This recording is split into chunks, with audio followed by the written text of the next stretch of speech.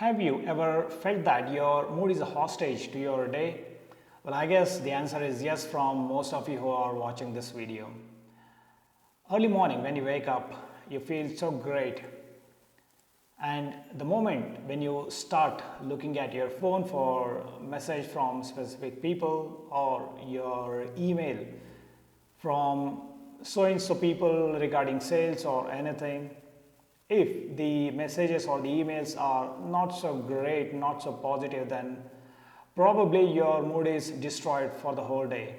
Well, we are living in the emotional roller coaster and it is exhausting. There are two types of professionals, regardless of the industry. People who fall under the first category, they chose their profession by their choice, maybe in their early ages or after the graduations. Well, the people who fall under the second category, they had to choose their profession due to so and so situations. Well, the scenario varies from people to people. So that's how it is. Now, people who fall under the first category, they do love their job, they have a long term goal, they have their right milestones, and they are counting every milestone and they are celebrating every win in their milestones. But people who are into the second category, they are sailing in two boats. The first boat is their long term life goals that they realized lately, and the second boat is their day to day activity.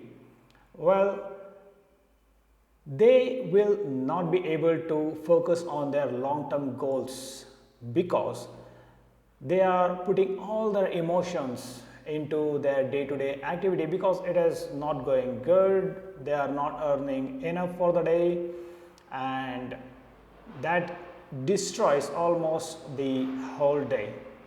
Now, being in second category is not a bad thing, and it is not a sin to choose a profession which you really don't like. Well, consider that as a fate that you got into that and just don't regret.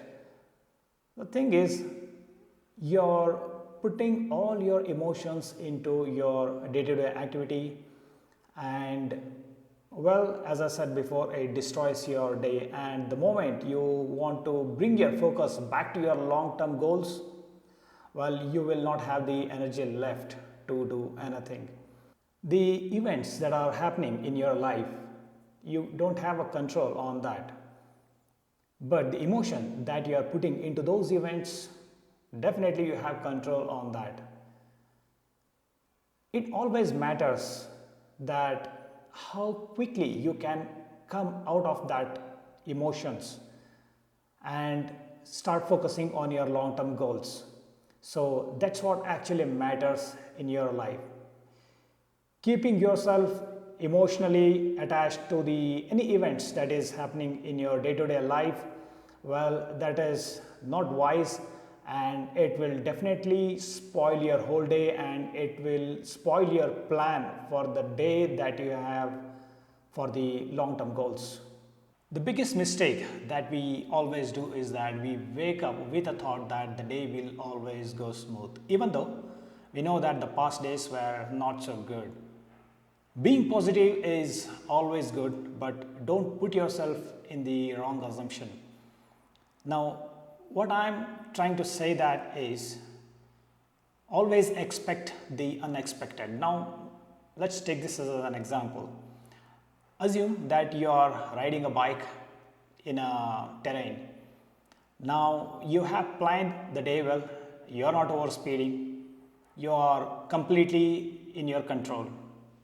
But the person who is coming from the opposite, he may not be in the control. So you can always expect a wrong thing to happen in that scenario.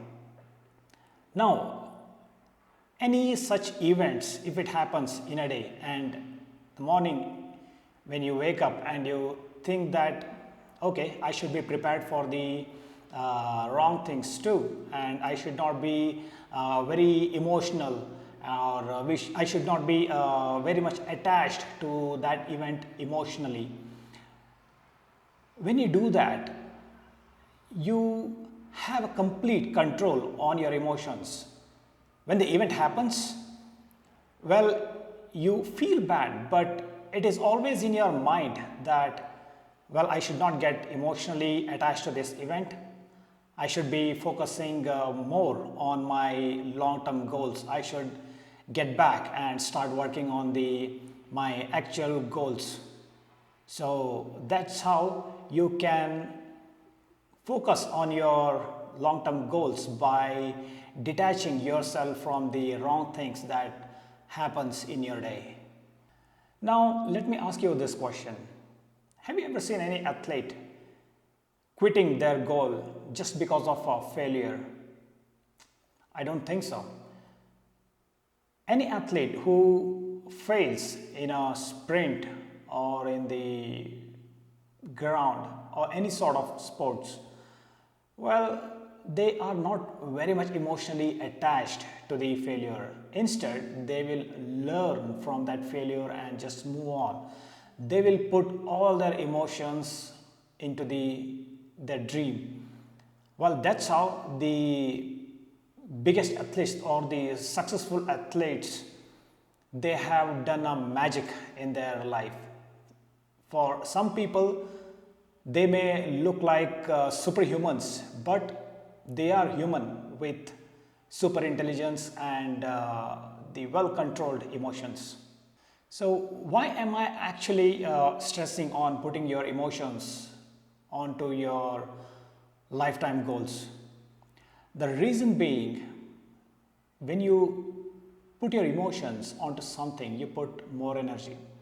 For example, you may have seen some people actually cry when they fail. They are putting more energy there. Now, let's assume you consider that failure as a learning, then I don't think so you will ever cry, and you will just move on and focus on your actual goals. In the same way, so when you put all your emotions onto your lifetime goals, you will be able to do more things towards that. Sometimes, even when you are putting all your energy, all your emotions onto the work towards your goal, you may not see the success. Well, it doesn't mean that your emotions towards your goal were false, or your goals were incorrect. No, that is not the case at all. Maybe the planning that you are having for your goals may not be 100% correct.